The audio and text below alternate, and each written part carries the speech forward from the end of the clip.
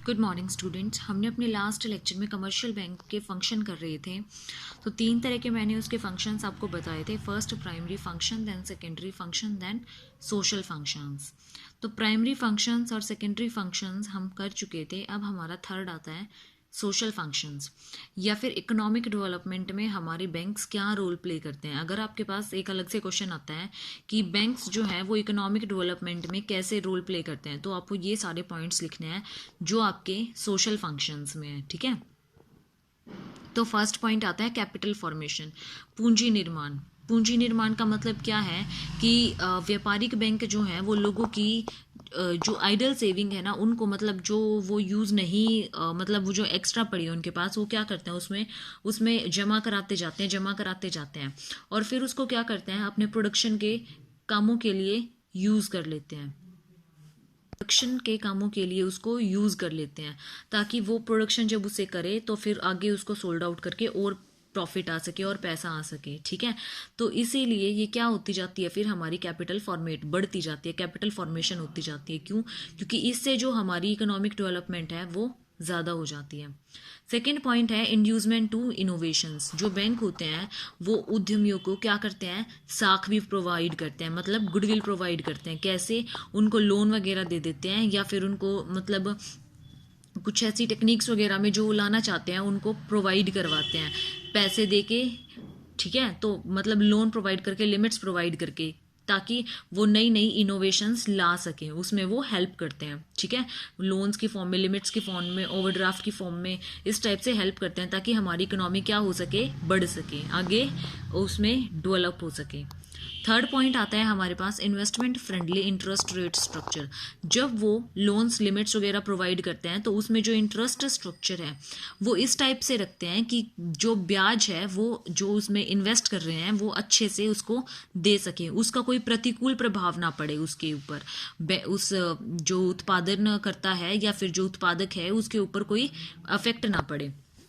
इससे क्या हो, उसके उत्पादन में और व्यापार में भी वृद्धि हो और बैंक को भी क्या मिलता रहे, इंटरेस्ट मिलता रहे अपना। ठीक है, अगला पॉइंट है contribution in the development of rural sectors.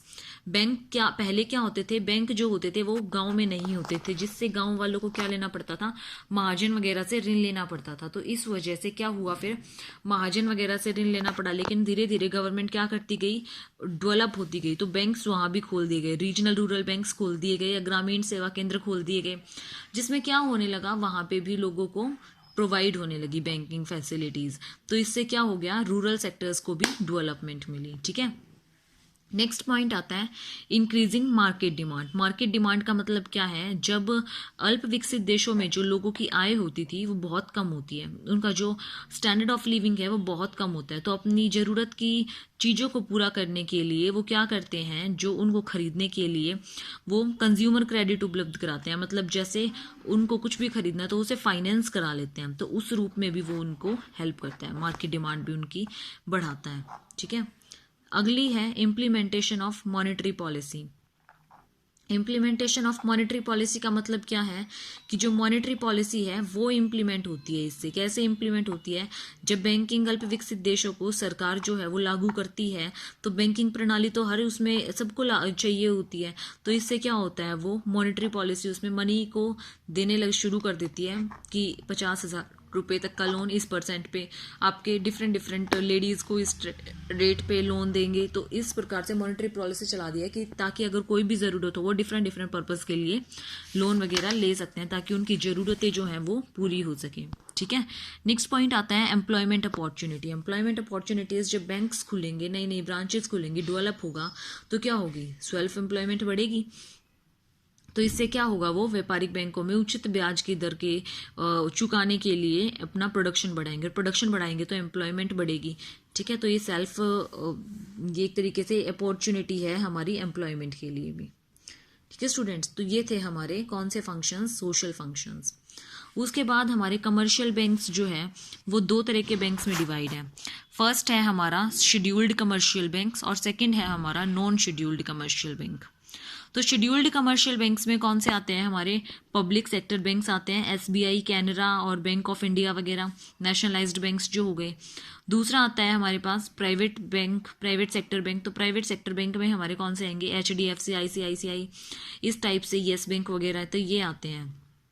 तीसरी चीज़ फॉरेन बैंक। फॉरेन बैंक में क्या आता है, CITI बैंक जो है हमारे, सिटी बैंक जो है वो हमारे फॉरेन बैंक्स में आते हैं। ठीक है स्टूडेंट्स।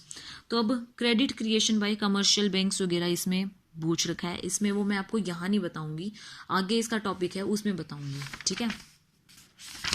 उसके बाद आप सीधा चलो सेंट्रल बैंक पे। सेंट्रल बैंक, सेंट्रल बैंक क्या होता है आपका, इसका दूसरा नाम है बैंकर्स ऑफ बैंक, या फिर बैंकों का बैंक, या फिर क्या कहते हैं इसको, RBI के नाम से जाना जाता है।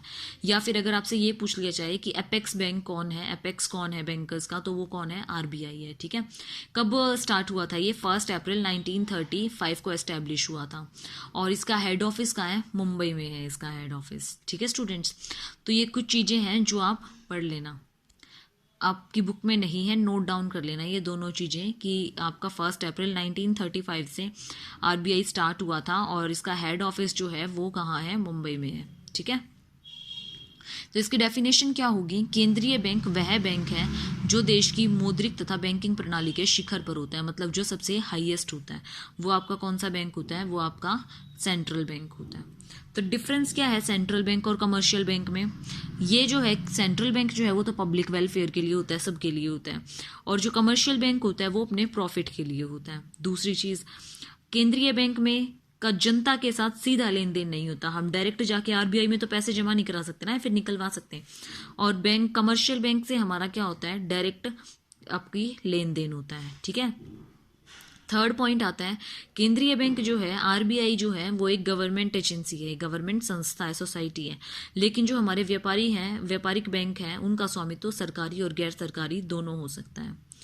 अगला, जो केंद्रीय बैंक है वो किसी से क्या नहीं करता, प्रतियोगिता नहीं करता, और जो हमारे कमर्शियल बैंक हैं वो क्या